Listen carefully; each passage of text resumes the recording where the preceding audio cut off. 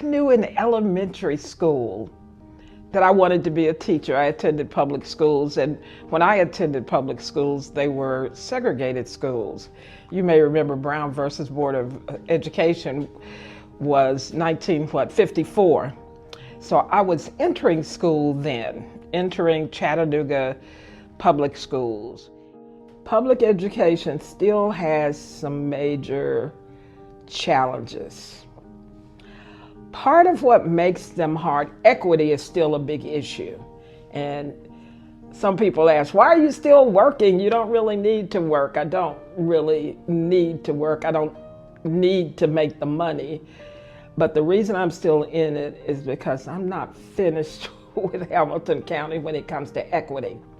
What's hard about equity in public schools and in Hamilton County is there's not an enemy. There's not a villain who is racist, who doesn't care about kids. That's not what we're dealing with. We're dealing with the good guys. And with the good guys, they're doing things that need to be done. But in my opinion, it's not enough. To tell you the truth, if you wanted to be a teacher, especially if you wanted to teach math or science, you could take a test and be teaching tomorrow, and you could learn on the job. The problem with that, and it's an equity issue, those teachers are the ones who end up in the schools with kids of color, kids of poverty. So they're getting the folks who decided they wanted to be a teacher. Some of them have really good instincts and they're good, but I don't know if that's the majority of them. But those are the ones who end up in schools full of kids of color, kids of poverty, and they're figuring out how to teach on the job. And once they figure it out, and once they get really good and start getting attention from other people who realize how good they are, they get recruited to other schools.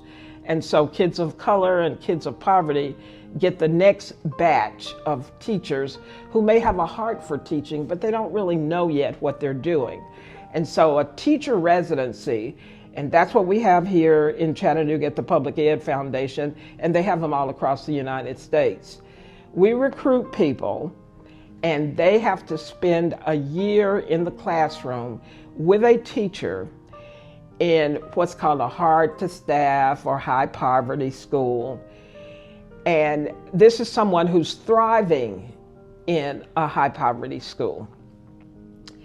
And so during that year, they really learn what great teachers do, so that when they start, they're not an inexperienced, deer in the headlights new teacher.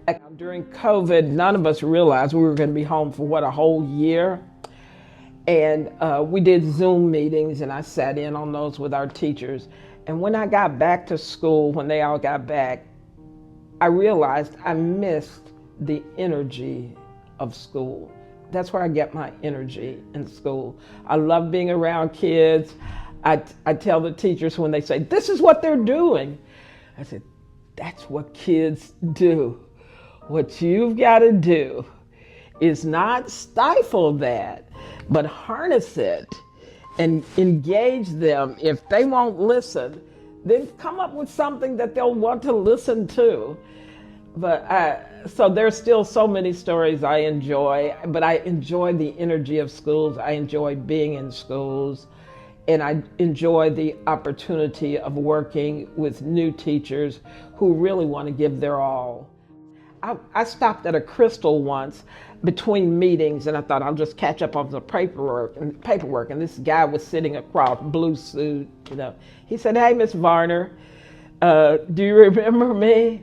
And I said, nah, tell me what school. And he told me what school.